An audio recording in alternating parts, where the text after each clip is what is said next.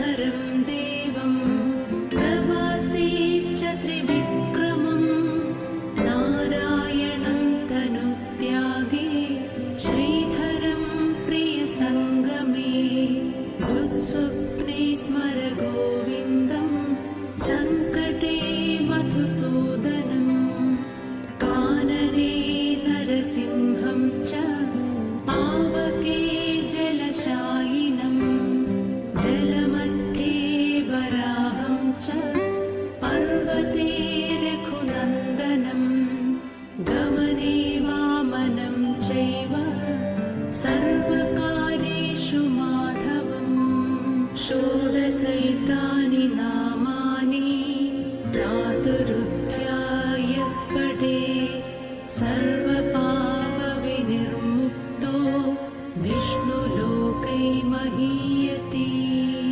शुक्लाम्बरधरं विष्णुं शशिवर्णं चतुर्भुजं प्रसन्नवदनं ध्यायेत् सर्वविघ्नोपशान्तये।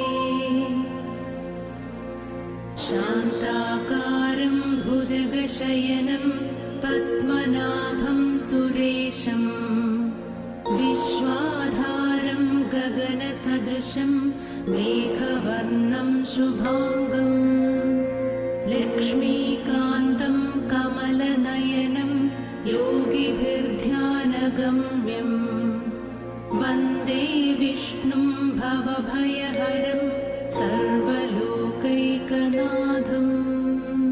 औषधं चिन्तयेत् विष्णुं भोजनं च जनार्दनं शयने पद्मनाभं च विवाहे च प्रजापतिं युद्धे चक्रधरं देवं प्रवासे च त्रिविक्रमं नारायणं तनुत्यागे श्रीधरं प्रियसङ्गमे दुःस्वप्ने स्मर गोविन्दं सङ्कटे मधुसूदनं कानने नरसिंहं च पावके जलशायिनं जलमध्ये वराहं च पर्वते रघुनन्दनं गमने वामनं चैव सर्वकार्येषु माधवम्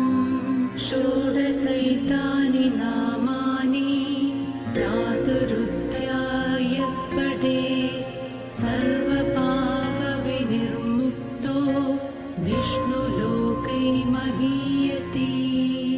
शुक्लाम्बरधरं विष्णुं शशिवर्णं चतुर्भुजं प्रसन्नवदनं ध्यायेत् सर्वविघ्नोपशान्तये।